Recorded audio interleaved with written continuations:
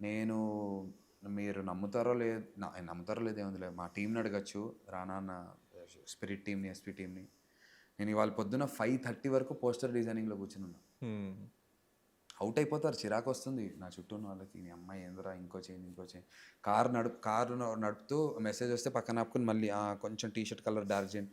There is some happiness, ఒక kick I get out of creating.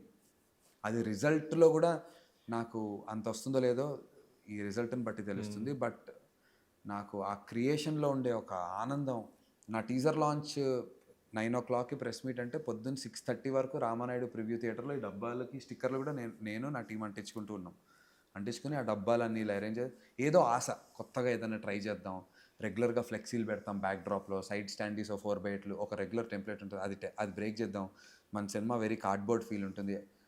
ఆ వైబ్ని first promotion నుంచే start చేద్దాం అనే ఒక కోరిక, ఆ క్రియేషన్లో ఒక ఆనందం. సో ఐ థింక్ దట్ అందులో నాకు ఒక కిక్ దొరుకుతుంది యాజ్ అన్ ఇండివిజువల్గా. That's what I realised.